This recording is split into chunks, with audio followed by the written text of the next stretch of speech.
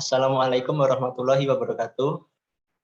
Selamat pagi teman-teman. Perkenalkan kami dari kelompok 3C, tugas struktur baja.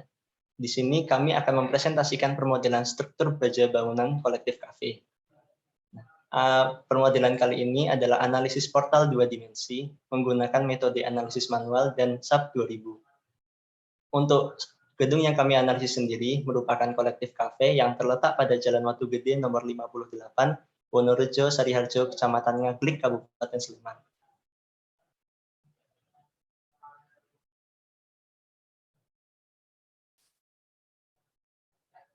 Berikut merupakan foto dari gedung kolektif kafe. Nah, berikutnya untuk anggota kami. Yang pertama ada saya, Muhammad Rahadian Bagasatria. Perkenalkan, nama saya Dita Mulia. Dan saya Bagas Adi Wicaksono.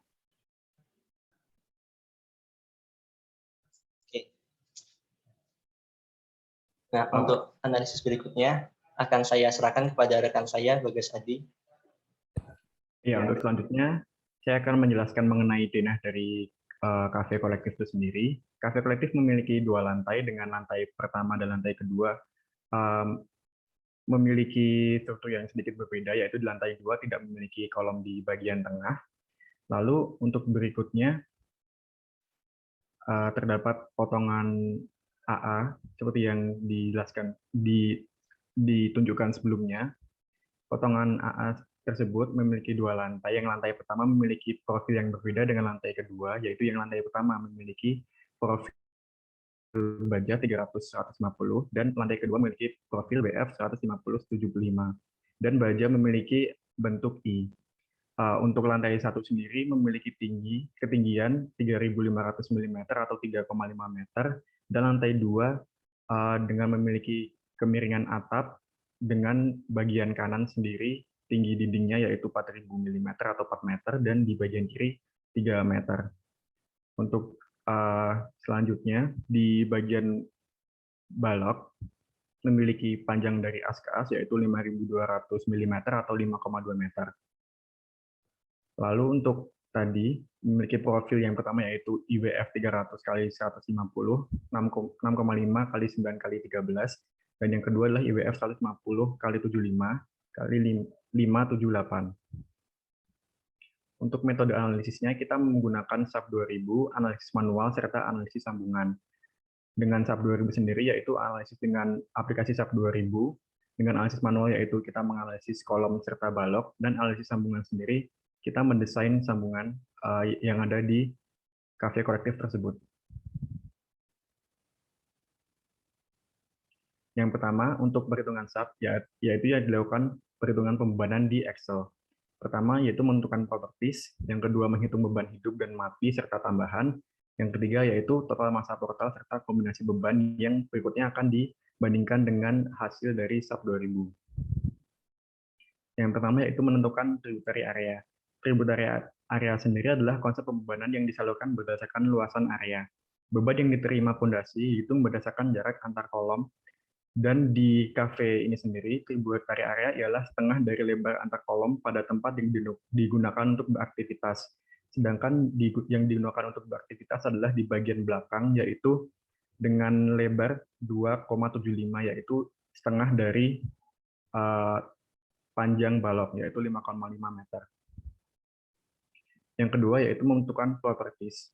Dengan menentukan properties, kita dapat mengetahui semua parameter-parameter yang dapat atau variabel yang dapat kita gunakan untuk menghitung selanjutnya. Untuk properties sendiri, kita didapatkan dari SNI 07-7178-2006.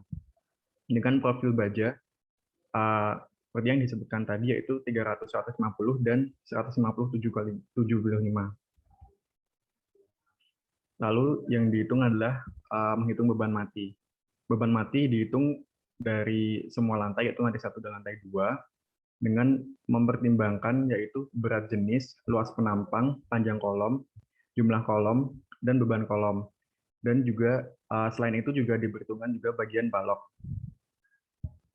Setiap lantai dihitung beban setiap kolomnya. Apabila kolom memiliki perbedaan ketinggian juga dihitung sendiri-sendiri. Dan setelah itu total beban mati ialah total beban seluruh kolom yang ada di semua lantai dan juga baloknya. Yang kedua adalah menghitung beban mati tambahan. Di sini beban mati tambahan ialah beban plat lantai serta beban mechanical electrical atau MEP.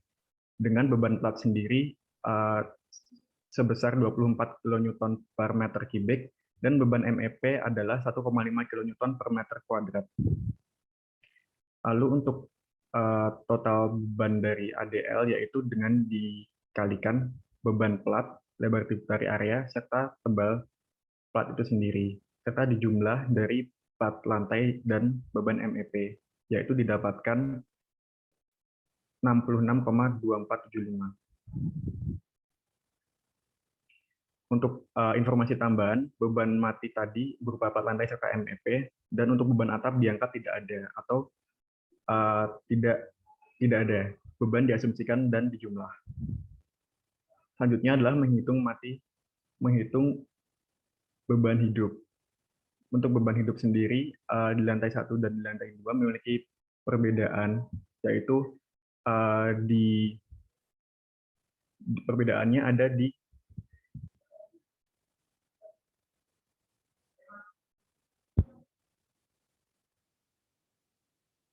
saya ulangi, untuk menghitung beban hidup digunakan parameter yaitu panjang atap serta panjang balok.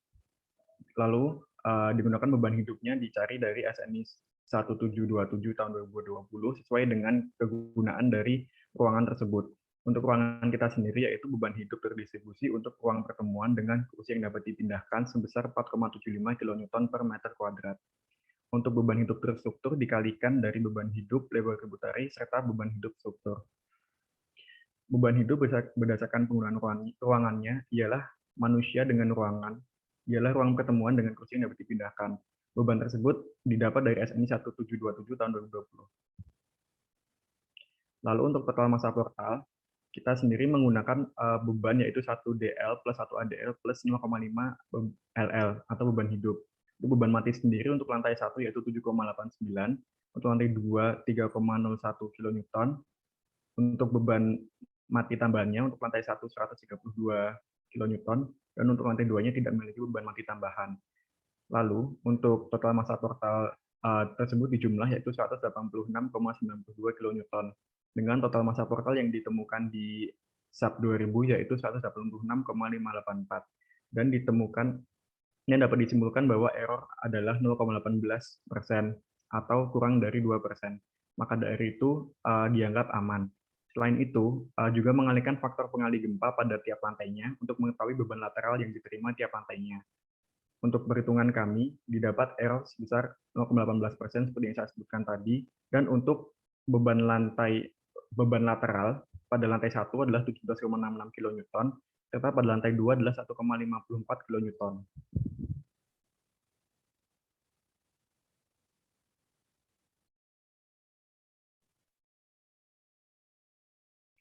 Untuk step pemodelan dari SAP 2000 akan dijelaskan oleh teman saya yaitu Divan.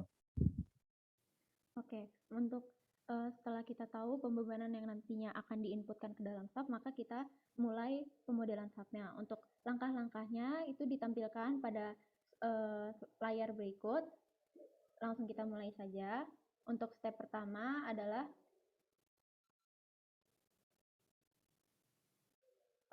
untuk pertama kita buka dulu SAP-nya, lalu kita new model. Lalu kita pilih grid dengan ketentuan di sini nanti kalau kita pilih new grid, kita akan ada number of grid line-nya, yaitu kita mau ada berapa sih jumlah grid-nya untuk arah X, Y, dan Z. Karena kita di sini analisisnya hanya 2D, 2 dimensi, maka kita Y-nya kita tulis 1 saja. Untuk grid spacing-nya artinya jarak antar grid-nya kita mau berapa. Di sini karena tadi setelah dijelaskan Bagas, kita jarak X-nya itu adalah 5,5 meter dan arah Z-nya adalah 3,5 meter. Nah, di situ. Habis itu untuk grid line location-nya itu adalah koordinat awalnya. Kita inputkan 000 saja. Lalu step selanjutnya adalah kita define grid system datanya. Jadi setelah seperti yang dilihat tadi bahwa portal kita itu ada balok yang miring di atas, jadi kita bikin grid-nya agar kita bisa membuat balok yang miring tersebut, yaitu kita ganti di define grid system datanya, kita ganti yang harus diperhatikan di sini adalah kotak kuning pada kanan, yaitu ada display grid S-nya. Kita mau ubahnya sesuai koordinat apa sesuai spacing. Nah, di sini kami input sesuai spacingnya, jadi kita ubah spacing grid ke Z3 sama Z4-nya kita ganti jadi 0,5. Lalu setelah itu, step selanjutnya setelah kita bikin grid adalah kita define materialnya dulu, yaitu di sini kami memakai mutu baja BJ37. Nah, gimana cara define material? Pertama klik define pada toolbar menu di atas, lalu klik material dan add new material. Nah, nanti muncul ada regionnya, itu kita pilih user saja, terus materialnya apa? Apakah baja, beton, atau lainnya. Nah, di sini kan kita baja, maka steel. Nah, setelah itu nanti akan muncul seperti gambar yang di kanan, yaitu materi properti datanya, BJ37. Nah, di sini BJ37 kita input, weight per unit volumenya berapa, dan perhatikan volume satuannya, yaitu di sini kami memakai kilonewton dan meter. Habis itu kita masukkan modulus elastisitasnya dan FV dan FU-nya yang kita ambil dari profil BJ37-nya dari SNI. Oke, lanjut. Setelah define material, habis itu kita define section properties-nya, yaitu profil dari bajanya. Pertama kita define pada toolbar, terus section properties, terus frame section, terus add new properties. Nah, itu di sini profil baja kami adalah sayap atau white flank. Jadi seperti yang dijelaskan Bagas, kita ada dua profil, WF 300 150 sama 150 sama 75. Nah, di sini kita inputkan properties dari sayapnya seperti lebar sayapnya, tinggi sayapnya, tebalnya, dan lain-lain. Nah, dan jangan lupa di sini yang penting untuk diperhatikan adalah materialnya jangan lupa untuk diubah sesuai material yang telah kita add tadi. Oke.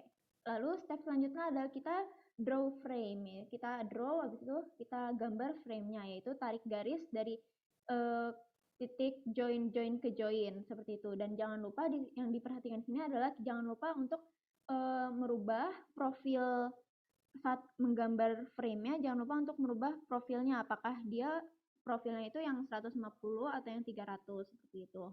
Nah, jadilah profil seperti yang ada di kanan.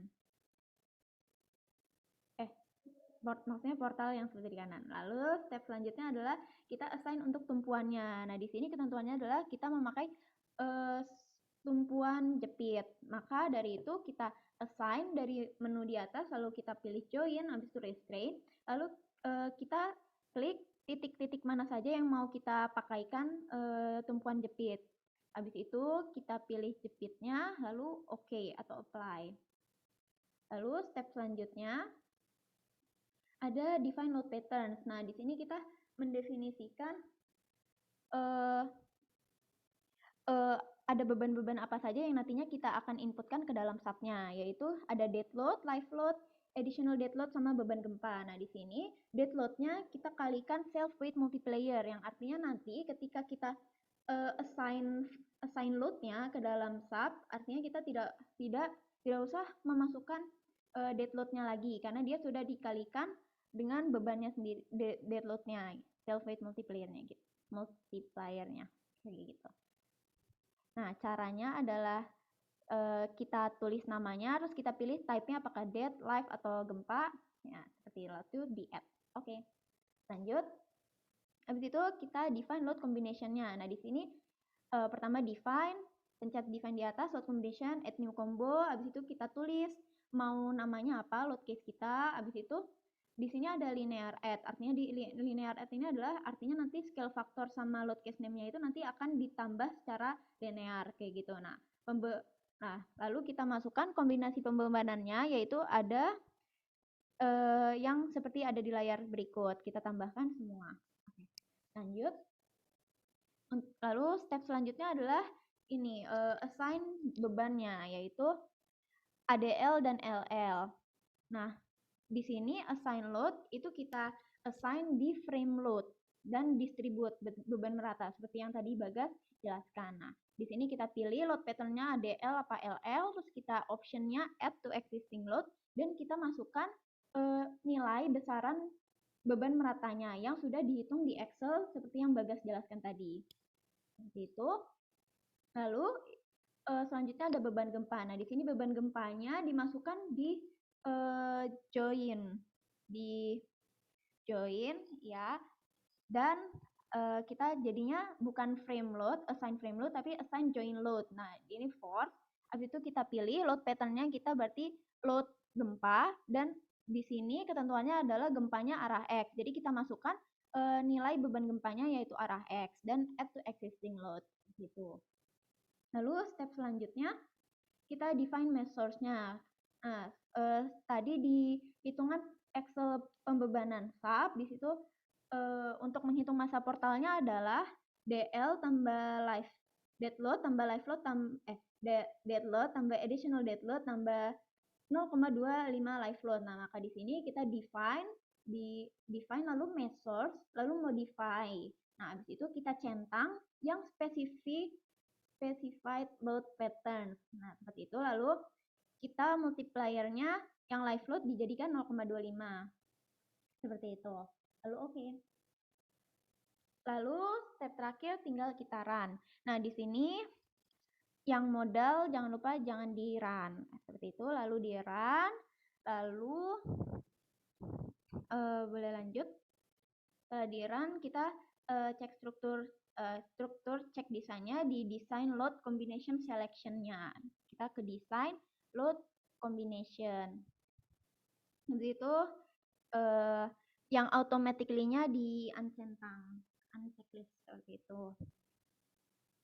Terus selanjutnya kita ubah effective length method. Jadi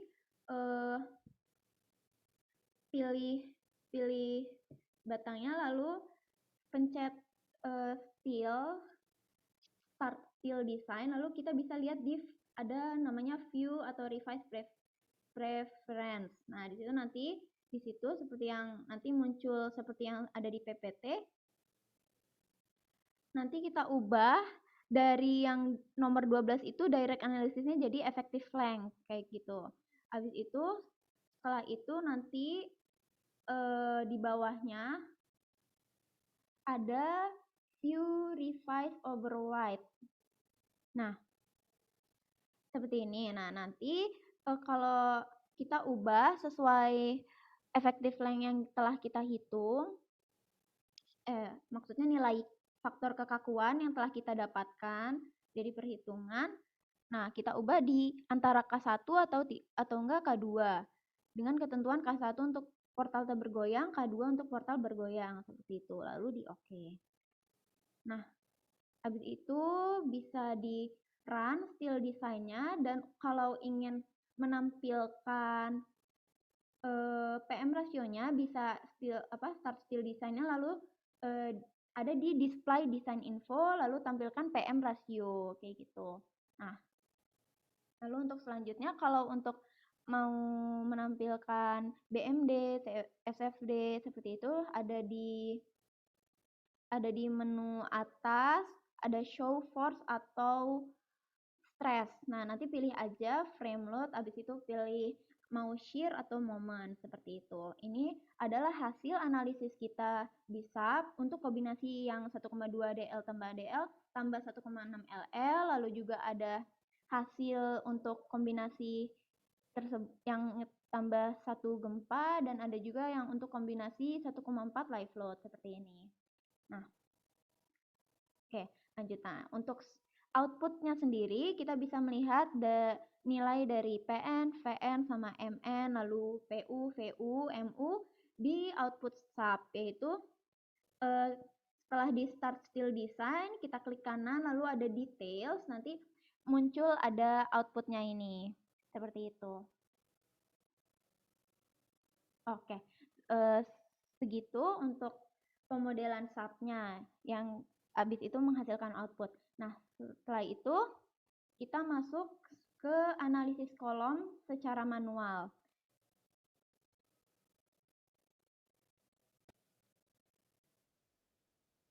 Oke, kita lanjut ke perhitungan kolom. Kolom secara manualnya memakai Excel. Step-stepnya adalah seperti yang ditampilkan di slide.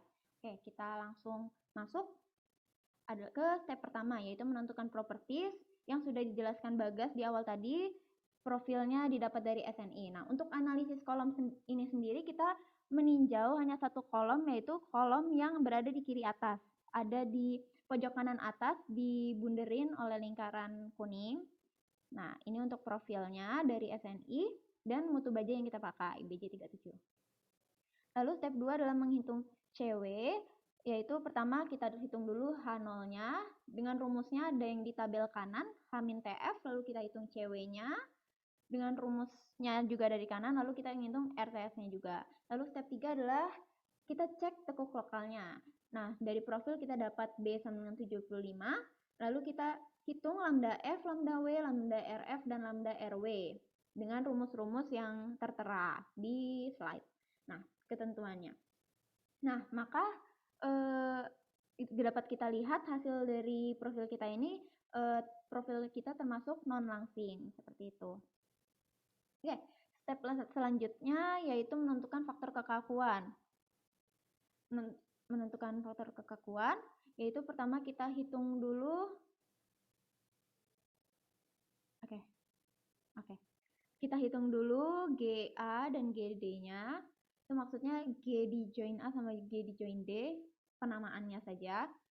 Lalu dengan rumus yang tertera juga, yaitu sigma dari inersia kolom di sekitar join A-nya per panjang dari kolom di sekitar join A per sigma dari inersia balok di sekitar join A per panjang balok di sekitar join A, seperti itu. Yang G, D juga sama seperti itu.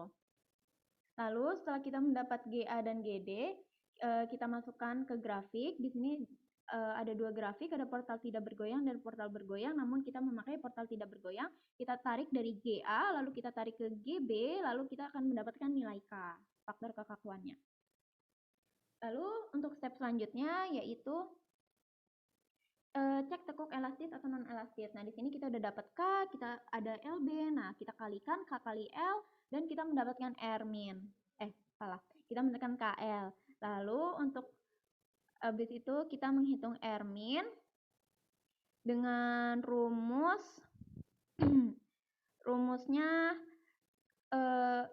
R min itu kita dapatkan dari nilai minimal dari profil baja IX dan IY-nya.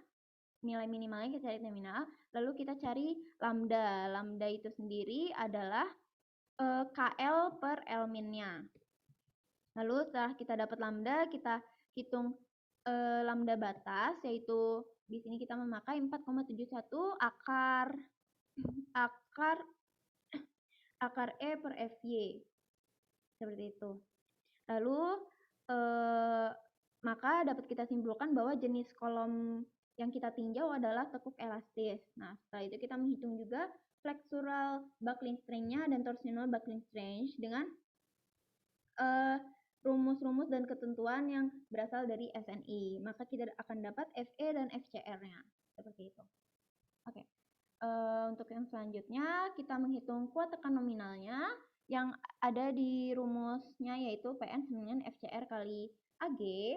FCR sudah dihitung, AG ada di profil. Lalu step 7 adalah kita menghitung kuat lentur rencana. Nah, ini di sini kita lambda F, lambda W, lambda PF, lambda PE, lambda RF, lambda RW udah kita cari tadi di awal. Lalu kita menentukan apakah dia kompak atau non kompak yang ada di SNI juga. Nah, untuk kolom analisis yang kita tinjau sekarang, dia merupakan kolom yang kompak.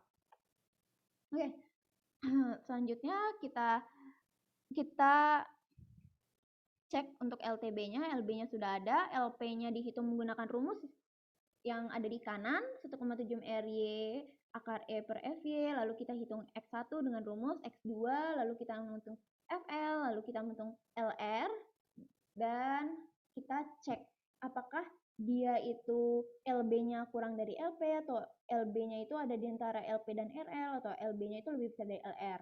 Nah, karena itu akan mempengaruhi rumus MN yang akan digunakan. Nah, dari analisis tinjauan kolom kita yaitu dia LR-nya kurang dari LB, maka kita menggunakan rumus yang MN sama dengan FCR kali SX. FCR tadi sudah dihitung, SX tadi ada di tabel yang profil itu ya. Lalu kita mendapatkan MN-nya adalah 21,312 kN. Oke, lanjut. Habis itu menentukan PU dan MU. Nah, PU, VU, dan MU ini adalah hasil dari output sub yang tadi ada dilihat dari output sub seperti itu. Yang untuk kombinasi 1,2 DL tambah ADL tambah 1,6 LL. Lalu, nah untuk penghitungan faktor amplifikasi sendiri ini digunakan untuk portal bergoyang yang dapat dilihat rumus-rumusnya pada slide seperti itu. Oke, lalu step selanjutnya adalah cek geser nominalnya. Nah, lambda W, lambda RW sendiri ini sudah kita hitung tadi. Lalu tidak langsing-langsing ini juga udah kita cek tadi di awal. Nah, kita sekarang menghitung H per TW, itu dapatnya 30, habis itu kita hitung 2,24 akar E per FY, lalu CV ini kita dapat dari, jadi kalau H per TW-nya itu, kalau H per TW-nya kurang dari 2,24 akar E per FY, maka dia CV-nya adalah 1, seperti itu. Nah, habis itu kita menghitung AW yang ada rumusnya di kanan itu. Lalu habis itu kita menghitung VN dengan rumus dari SNI yang ada di bawah itu. Rumusnya ada di bagian bawah slide maksudnya. Seperti itu. Nah, maka kita mendapatkan VN. Seperti itu. Oke, dan untuk kesimpulannya, untuk kolom yang kita tinjau, yaitu kolom pinggir atas, di sini kita membandingkan dari PN, dan MN dari hasil analisis manual dan hasil analisis SAP 2000. Nah, di sini kita dapat lihat untuk errornya PN 2%, PN 1%, dan MN 0,an% seperti itu. Seperti itu untuk analisis kolom. Nah, selanjutnya adalah analisis balok yang akan dijelaskan oleh Bagas.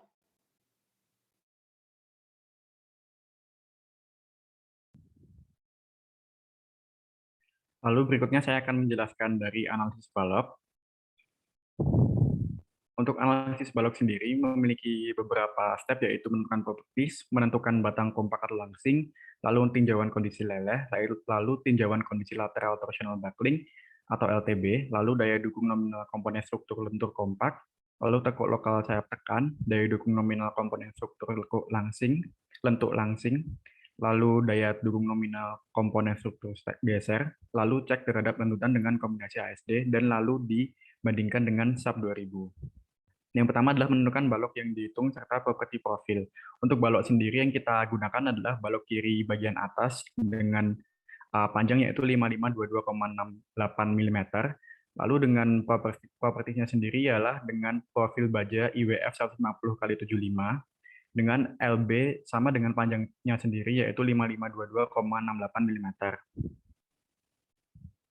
Setelah itu menentukan properti lain seperti MJ, Mmax, MA, MB, MC, VU, PB, dan PV didapat dari SAP 2000 seperti berikut. Terdapat properti data yang didapat dari SAP 2000.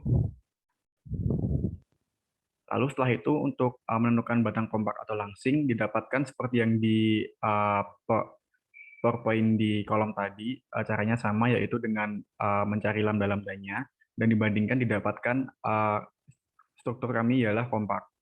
Lalu rumus-rumus tersebut didapatkan dari SNI 1729/2020, dan apabila rasio lebar terhadap tebal kurang dari delta P, kurang dari lambda P, maka termasuk kompak. Jika lebih besar, maka termasuk slender. Dari hitungan dapat didapat untuk sayap dan badan merupakan elemen kompak.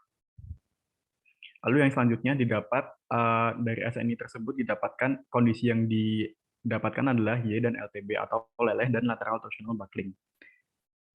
Setelah itu tinjauan kondisi leleh. Mohon maaf judulnya salah, yaitu tinjauan kondisi leleh. Dengan rumus ZX sendiri tertera, dicari ZX dan MN atau MP. Setelah itu digunakan ZX ZXP sama dengan Emax per FY didapatkan 55112,5 mm3. Setelah itu profil dianggap memenuhi dikarenakan ZX lebih besar dari ZXP. Lalu setelah itu MPX juga dapat didapatkan dengan mengalihkan FY dengan ZX dengan sebesar 23,56 kN. Setelah itu untuk kondisi LTB mencari beberapa variabel tersebut yang didapatkan dari SNI 1729/2020 pada bagian F4 komponen struktur profil I lain dengan badan kompak atau non-kompak yang melentur terhadap sumbu mayornya.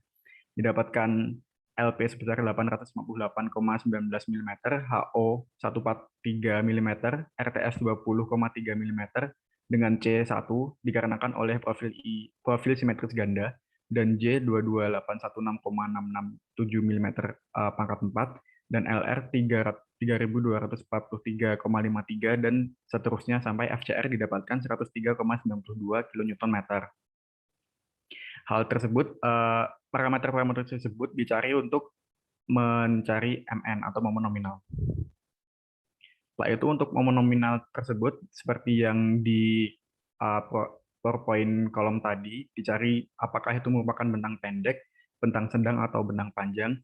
Dari yang kami hitung, didapatkan LP kurang dari LB dan LB lebih dari LR. Maka balok tersebut merupakan bentang panjang. Dan menggunakan rumus bentang panjang yaitu MN sama dengan FCR kali SX, maka MN yang didapatkan adalah 8896342,21 kN. Untuk rumus tersebut didapat dari SNI juga pada bagian F4. Setelah itu, daya dukung nominal komponen struktur lentur kompak didapatkan MN lebih besar dari MP, maka dipakai MN yang kecil yaitu 23,56. Dan dibandingkan dengan MN yang didapat dari SAP yaitu 21,21, didapatkan errornya sebesar 11,11%. Lalu untuk Mmax didapat kurang dari VB kali MN, maka aman, dikarenakan Mmax kurang dari VB kali MN. Lalu menghitung tekuk lokal sayap tekan. Untuk KC sendiri didapat dari rumus 4 per akar H per TW, didapat 0,76. Lalu untuk syarat kelangsingan dari flange, yaitu B per TF dikurang dari 1 kali akar E per FY, didapatkan yaitu struktur langsing. Lalu untuk momen nominal sendiri, untuk penampang dengan sayap non-kompak dan penampang dengan sayap langsing dihitung sendiri-sendiri dan dijumlahkan. Untuk rumus sendiri didapatkan dari SNI 1729/2020 pada bagian F3, komponen struktur profil I simetris ganda dengan badan kompak dan non-kompak atau sayap langsing yang melentur terhadap sumbu mayornya. Dengan menjumlahkan MN dari penampang sayap non-kompak serta langsing, didapatkan MN yang dipakai ialah 32,793 kN.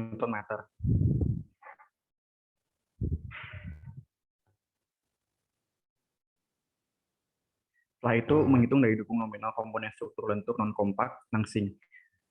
Karena MNLTB kurang dari sama dengan, mohon maaf, didapatkan MNLTB lebih dari MNFLB, didapatkan yaitu 32,793, maka dipakai 32,793. Dan dibandingkan dengan MNSAP yaitu seperti tadi 21,21 memiliki error yaitu 54,612. Setelah itu untuk Mmax sendiri sama seperti tadi kurang dari VB kali MN, maka struktur tersebut aman. Setelah itu untuk daya dukung nominal komponen struktur geser, rumus tersebut didapatkan dari SNI 1729/2020 pada bagian bab G. Untuk VN sendiri didapatkan dengan rumus tersebut yaitu 0,6 kali FY kali H kali TW, didapatkan 97,92 dengan CV sendiri adalah 1. Dengan syarat gesernya yaitu VU kurang dari sama dengan PV kali VN. Dengan VU adalah 0,135 dan PV kali VN adalah 97,92, maka VU adalah kurang dari PV kali VN. Maka gesernya adalah aman. Setelah itu cek terhadap lentutan dengan kombinasi ASD. Dengan seperti rumus yang didapatkan dari SNI 1729/2002 tentang batas lentutan maksimum, untuk balok pemikul dinding L per 360 dengan L tadi sendiri adalah 5522 sekian per 360 10 didapatkan 360. Maaf, didapatkan 0,011534, dan untuk balok biasa didapatkan 0,02301, dan didapatkan lendutan dari sub adalah 0,00025, maka Y yang didapat dari sub lebih kecil dari Y izin dinding, maka defleksi adalah aman. Nah, untuk kesimpulannya dari balok 79 atau balok dari kiri atas tersebut, dari MN serta landutan kiri dibandingkan dengan sub 2000, yaitu analisis MN sendiri 23,56 dan di sub sendiri ada 21,21, memiliki error sebesar 10%. Dan landutan sendiri dengan Y izin 0,01534 dan Y max yang ada di sub sendiri adalah 0,00025, maka landutan itu sendiri adalah aman. Setelah itu untuk perhitungan sambungan akan dilanjutkan oleh teman saya, yaitu Bagas Radian.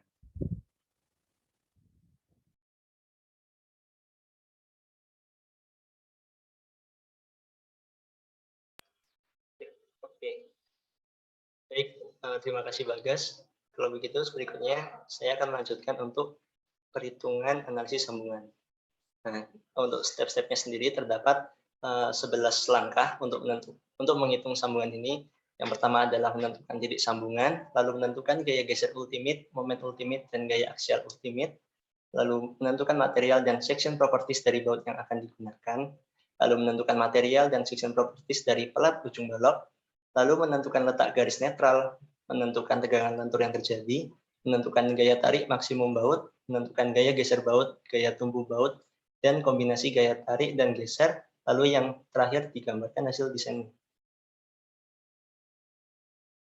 Nah, untuk menentukannya, titik sambungan yang akan ditinjau dipilih berdasarkan pertemuan antara kolom dan balok yang dipilih pada analisis manual kolom dan analisis manual balok. Pada kali ini digunakan sambungan pada pertemuan kolom pinggir atas dengan balok lantai 2 pada struktur portal belakang gedung kolektif. Lalu untuk gaya geser ultimate, moment ultimate, dan gaya aksial ultimate didapatkan dari hasil analisis kolom. Untuk perhitungan kami dapatkan hasil demikian.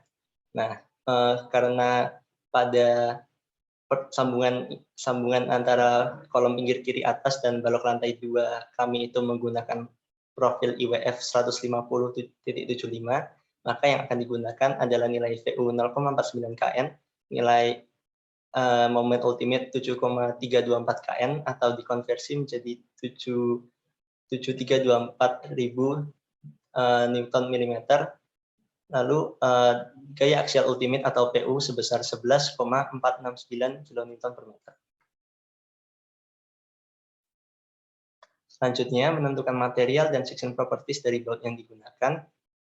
Untuk DB adalah diameter baut dan LC jarak baut ke tepi, dan N adalah jumlah baut didapatkan dari hasil pengukuran pada kondisi nyatanya di gedung kolektif. Lalu sementara untuk AB atau luas permukaan baut didapatkan dari rumus Pi dibagi 4 dikali dB kuadrat atau diameter baut. Lalu step berikutnya adalah menentukan material dan section properties pelat ujung balok. Yang pertama adalah ada tegangan lele dan tegangan putus, FY dan FU. Karena kita menggunakan mutu baja BC37, maka didapatkan dari SNI tegangan lele sebesar 240 MPa dan tegangan putus sebesar 370 MPa. Nah, lalu untuk H atau tinggi plat, B lebar plat, dan TP tebal plat itu juga didapatkan dari hitungan pada situasi nyatanya di gedung kolektif. Lalu dari situ kita bisa menghitung lebar luasan tekan atau B aksen yang menggunakan rumus 0,75 dikali B atau lebar plat. Langkah selanjutnya adalah menentukan garis netral. Untuk menentukan garis netral, yang pertama adalah dicari jarak vertikal bautnya menggunakan rumus yang tertera. Lalu setelah itu kita menghitung dari 3 kali diameter tadi, maka selanjutnya kita cek jarak vertikal baut. Untuk jarak vertikal baut sendiri disyaratkan untuk kurang dari 3 kali diameter baut. Jarak vertikal baut kurang dari 3 kali diameter baut. Nah, untuk perhitungan kami didapatkan kalau pada pengecekan ternyata sudah memenuhi. Lalu setelah itu kita cari 0,5 S atau setengah kali jarak vertikal baut, lalu kita cek kembali jarak baut ke tepi minimal. Untuk jarak baut ke tepi minimum disyaratkan untuk minimal sama dengan setengah dari jarak vertikal baut. Jadi untuk jarak baut ke tepi minimum minimal sama dengan dari setengah jarak vertikal baut. Nah, selanjutnya untuk cari garis netral, garis netral dicari menggunakan persamaan keseimbangan momen yang sudah ada di situ ya. Mungkin bisa di next. Oh salah, balik dulu. Ya, nah kemudian dari persamaan kesetimbangan momen yang sudah ada di bagian kanan bawah layar. Nah, selanjutnya dari situ kemudian didapatkan persamaan kuadrat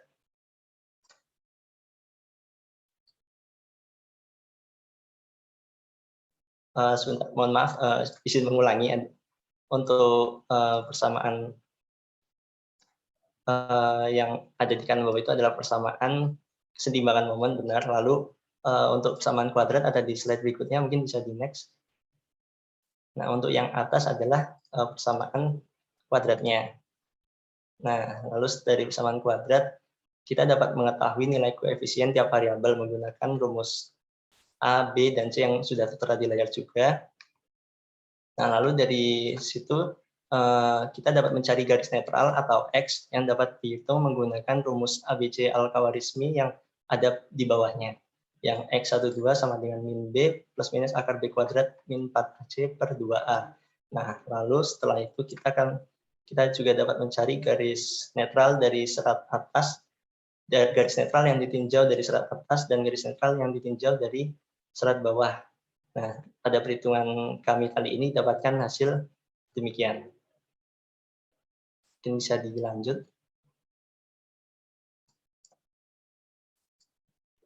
Selanjutnya adalah menghitung tegangan lentur yang terjadi. Nah, untuk nilai delta 3 dalam variabel delta 1 ini dicari menggunakan prinsip perbandingan segitiga berdasarkan diagram dari tegangan lentur. Nah, untuk delta 3 sendiri sudah dicari menggunakan rumus yang ada di layar. Lalu selanjutnya dicari nilai delta 1. Nah, delta 1 dicari menggunakan persamaan yang ada di sebelah kiri atas. Nah, dari situ kita mendapatkan nilai delta 1. Lalu untuk nilai delta 2 dan delta 3 dicari juga menggunakan prinsip perbandingan segitiga. Nah, mungkin bisa dilanjut. Nah, untuk langkah berikutnya adalah menentukan gaya tarik maksimum baut. Nah, di sini ada TU. TU adalah gaya yang dipikul baut teratas yang paling besar. Sementara TU1 adalah gaya yang dipikul satu baut pada baris teratas. Lalu untuk rumus TU sendiri sudah di layar, yang merupakan yang dicari pertama. Lalu selanjutnya dicari TU1 yang merupakan setengah dari nilai TU. Lalu kita mencari kuat tarik rencana satu baut atau TD menggunakan rumus yang sudah ada. Lalu dengan nilai, lalu kita mencari nilai, lalu untuk nilai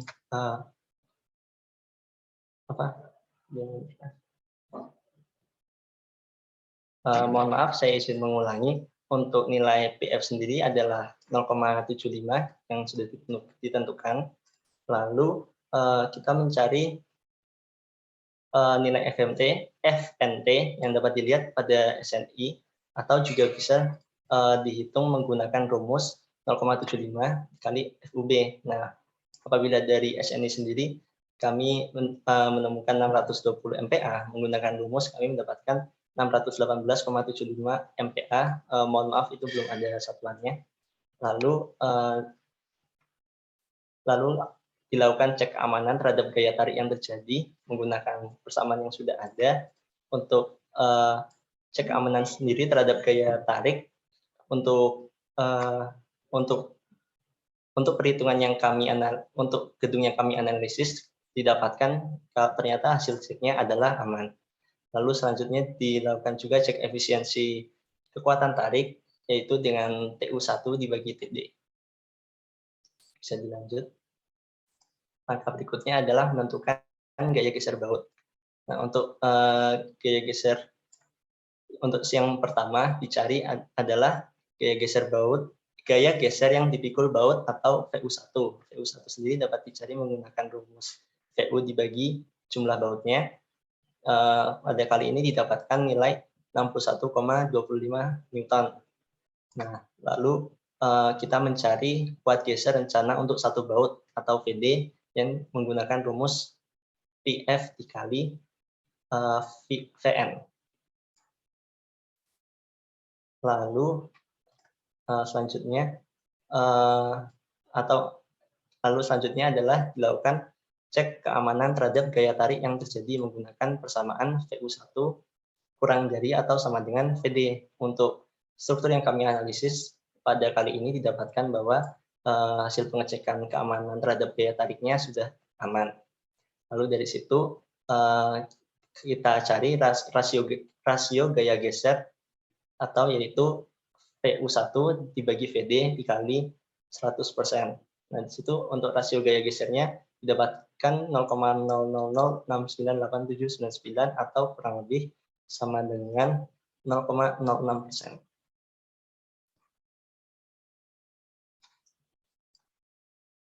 Selanjutnya untuk langkah yang dilakukan adalah menentukan gaya tumpu baut. Nah, sebelumnya kita telah menentukan gaya geser yang dipikul keseluruhan baut atau VU yang telah kita dapat dari step sebelumnya.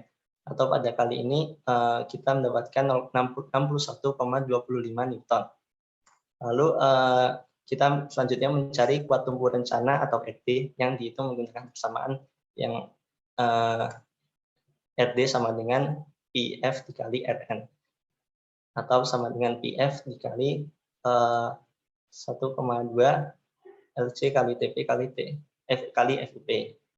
Nah, lalu ada syaratnya yaitu RD harus lebih kecil atau sama dengan PF kali 2 atau 4 kali DB kali TP kali FUP.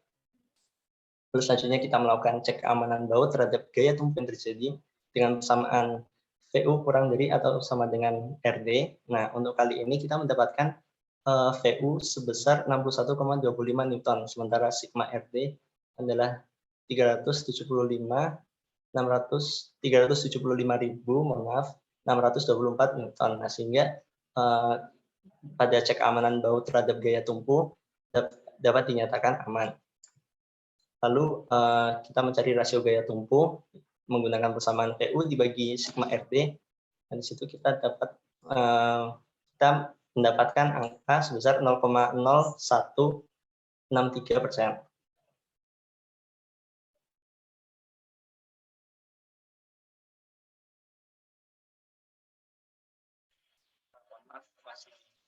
Masih di mute. Oke, baiklah kalau begitu saya izin lanjutkan. Untuk langkah berikutnya adalah menghitung kombinasi gaya tarik dan geser. Yang pertama yang dicari adalah menentukan nilai parameter FRV menggunakan rumus VU1 dibagi AB. Lalu selanjutnya menentukan nilai tegangan tarik yang dimodifikasi mencakup efek tegangan geser atau F aksen NT. Nah, F aksen NT didapatkan sesuai dengan persamaan berikut. Lalu setelah kita mendapatkan FNT pada langkah sebelumnya dan F aksen NT pada langkah ini, lalu kita membandingkan untuk mencari mana yang lebih menentukan. Apabila FNT lebih kecil dari F aksen NT, maka yang digunakan adalah FNT karena tarik lebih menentukan. Sementara jika F aksen NT lebih kecil atau sama dengan FNT, maka digunakan F aksen NT karena kombinasi tarik geser lebih menentukan. Nah, lalu untuk selanjutnya kita menghitung kuat tarik nominal satu baut dan cek amanannya terhadap tarik. Lalu untuk pada perhitungan kali ini sendiri sudah didapatkan kalau pengecekannya itu ternyata sudah aman. Lalu mungkin bisa dilanjut. Nah, lalu untuk step lainnya adalah menggambarkan hasil desainnya. Untuk sambungan kali ini didapatkan hasil sedemikian apa dengan bisa dilihat dengan jumlah bautnya ada 8 atau 4 pasang, lalu diameter bautnya sebesar 20 cm, lalu